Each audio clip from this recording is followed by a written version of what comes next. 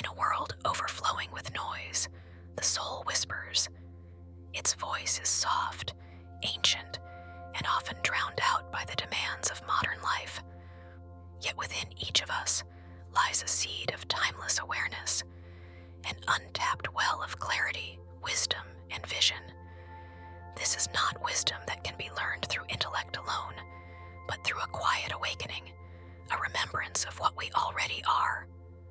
To awaken higher consciousness is not to ascend elsewhere, but to descend deeper into presence, to peel back the illusions of ego, identity, and expectation, until what remains is clear, calm, and infinite. Across every mystical tradition, from the Vedic seers to the desert prophets, the call has always been the same. Return to the center, remember your origin, and realize that you are not separate from the source. You are a living expression of it. This series invites you to walk that path, not through dogma or doctrine, but through perception, presence, and subtle power, not to become something new, but to remember something eternal. Beneath the surface of ordinary life lies a deeper rhythm, one that can't be reached through striving, only through alignment. The ancients did not force enlightenment. They created space for it. They quieted the mind, opened the heart, and tuned the body like an instrument. Then truth arrived, not as a reward, but as a natural response. This is the essence of higher consciousness. It does not respond to control, but to coherence. The universe does not bend to commands. It harmonizes with your state, your breath, your thoughts, your emotions. All form a vibrational field, and this field shapes your experience. The world is not reacting to what you say you want. It's responding to what you are. This is why wisdom often comes in silence, why clarity follows surrender, why true power feels soft instead of loud. Most people move through life in reaction, trapped in thought loops that only recreate more of the same. But those who begin to awaken realize consciousness is not a race, it is a rhythm. To align with it, you don't need to chase truth. You need to become a space where truth can land. Start with stillness. Observe yourself. Let your actions rise from intention, not urgency. Let your thoughts flow from awareness, not anxiety. The more coherent your internal signal becomes, the more magnetic your presence is to wisdom, insight, and even miracles. This is not mysticism. It is the oldest science, the physics of presence, the geometry of vibration, the technology of soul. You don't become awakened by adding more. You awaken by removing distortion. You are not a seeker stumbling in the dark. You are a lighthouse remembering its flame. Have you ever felt a kind of exhaustion that no amount of sleep can touch? A tiredness not of the body, but of the spirit. It's the quiet erosion of clarity, the dimming of your inner light, not because of any dramatic event, but because you've been giving too much of yourself away. This is not about generosity. It's about awareness. Every thought you hold, every conversation you stay in too long, every boundary you bypass, each one is a thread pulling on your life force. Most people are unaware they are leaking energy into spaces that do not nourish them. They confuse availability with love and sacrifice with value. But true power does not leak, it concentrates. Energy, in the esoteric sense, is currency. And like any currency, it must be spent consciously. We are taught to guard our time and money, but who teaches us to guard our vibration? There's a hidden transaction occurring in every interaction. Some drain you not with force, but with expectation. Some people ask nothing with words, yet everything with presence. And if you don't notice the slow drain, you'll find yourself depleted, not because of what happened, but because of what you allowed. Awakening means seeing the unseen. It means realizing that your energy is sacred and your presence is not owed to everyone. Not all access is permission. Not all kindness is connection. The mystics of every tradition knew this. They withdrew not out of bitterness, but to recalibrate. Silence became sanctuary. Solitude became strength. They understood that protecting energy was not retreat. It was preparation, and you must do the same. Begin to witness the invisible agreements you've made, the unread messages that demand your emotional bandwidth, the obligations you've accepted to avoid discomfort, the masks worn to keep others comfortable. Awareness is the first boundary. When you see the exchange, you can begin to reclaim the cost. This is not selfishness. It is spiritual stewardship, because when your energy is fragmented, your wisdom becomes inaccessible. But when your field is whole, you become magnetic. Peace sharpens, insight returns, presence deepens, and in that presence, true intelligence awakens, not the kind born of logic, but of frequency. To protect your energy is to protect your access to the divine. You've asked it silently, maybe today, maybe for years. Why is this happening? Why now? And in response, there is often silence. A silence that feels like abandonment. But the soul knows better. It knows that silence is not the absence of answers. It is the preparation for revelation. When you are broken open by life, it is not to diminish you. It is to realign you. Pain is not random. It may arrive suddenly, like lightning in a clear sky, but its purpose is ancient. In every mystical tradition, before the soul ascends, it is emptied. Before transformation, there is often devastation, not as punishment, but as purification. The house must collapse so that the temple can rise. This is the mystery of sacred discomfort. It strips away illusion. It disorients the ego so that the deeper self can awaken. Suffering, when seen through the lens of spirit, is not something to escape, but something to decode. What is being removed is not essential. It only feels that way because you've built identity around it. When you are left with nothing but yourself and the quiet, the soul begins to speak more clearly. You find that what you thought was emptiness is actually space, and that space is fertile. It is where depth takes root. The mystics knew this too.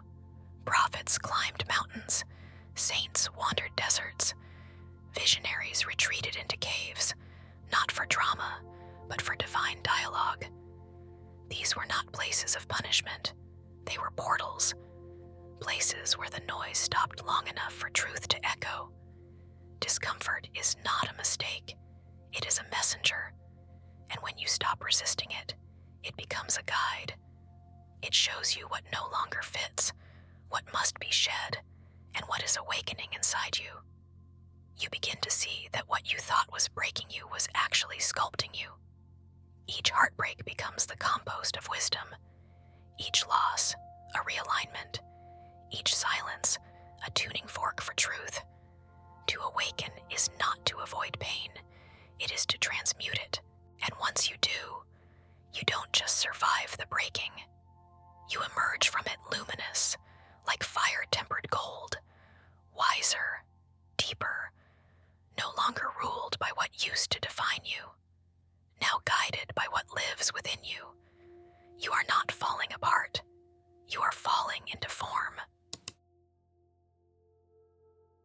In the beginning was the word, not as a metaphor, but as a mechanism. Sound, vibration, intention. These are not poetic abstractions. They are the blueprint of all creation. Most people speak without knowing they are weaving spells. Words flung carelessly, charged with frustration or fear, ripple into the unseen fabric of existence. The universe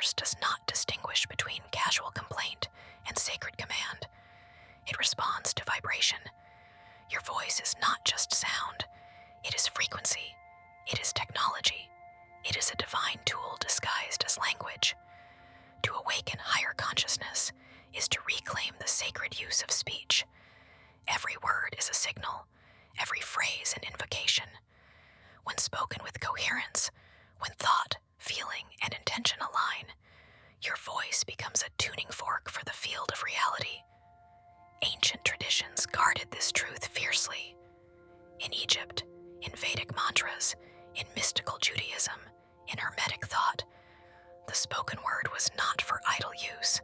It was ritual, spell, law, and today, though forgotten by most, it remains just as potent. The power of voice begins not in volume, but in vibration. When you speak from fear, you summon more of what fear believes. When you speak from wisdom, even softly, your words carry weight. This is not performance, it is presence. So before you speak, ask, what am I aligning with? Emotion is the fuel of intention. It animates your words. Speak with despair, and despair takes shape. Speak with faith, and faith takes form. You are not just narrating life, you are shaping it, breath by breath, tone by tone. This is the hidden reason why affirmations fall flat for many. They recite words, but the body trembles with doubt. The field listens not to the surface, but to the soul's signal.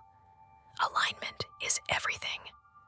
When you begin to speak from awareness, from truth, from clarity, you enter a different relationship with reality. You stop begging and start declaring. You stop hoping and begin harmonizing. Let your words be spells of coherence. Let your silence be sacred when your energy is scattered. Let your voice be a tool of creation, not a symptom of confusion. Because once you remember what your voice truly is, you will no longer use it recklessly. You will speak as the divine does, with intention, with power, and with peace. Most people move through life as if reality is fixed, a rigid structure made of effort and luck. But beyond the senses, beyond the surface, there is a field, fluid, responsive, alive, the quantum field, the subtle realm, the fabric of existence that bends not to force, but to frequency. You are always broadcasting. Every breath, thought, emotion, and belief sends a signal, and the field is always listening. The awakened do not attempt to control the world directly. They align with it. They do not force change through panic or pressure. They change their state and let the reflection follow. This is the subtle science behind spiritual mastery. It is not magic. It is resonance. When your inner world is fragmented, your external world mirrors that incoherence. When your mind says, I believe, but your body says, I doubt, the field receives static.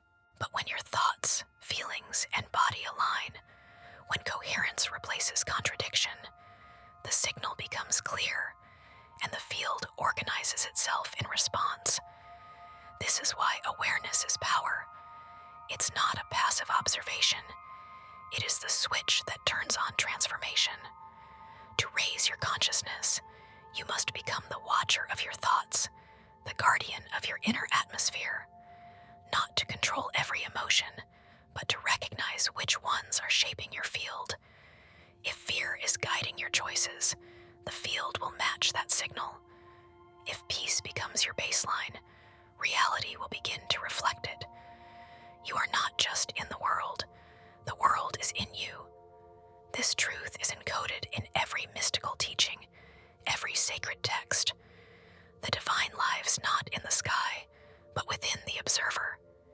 The field doesn't respond to appearances, it responds to essence. You don't manifest what you say you want. You manifest what you consistently embody. So begin there, not with the world, but with yourself, not with effort, but with awareness, not with force, but with frequency. To awaken higher consciousness is not to escape this world. It is to see it clearly. It is to move through life with stillness at your center, knowing that truth doesn't shout, it whispers. That power doesn't chase, it attracts. That wisdom doesn't demand, it reveals. You are not here to control reality. You are here to remember that you are already co-creating it. As you walk this path,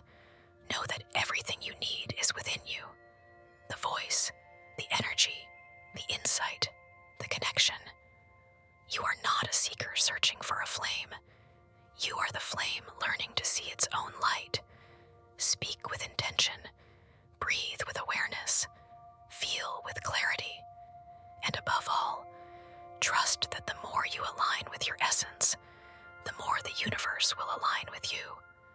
The journey is not linear. It is a spiral, a return to what has always been true. You are not here to become someone new. You are here to remember who you are,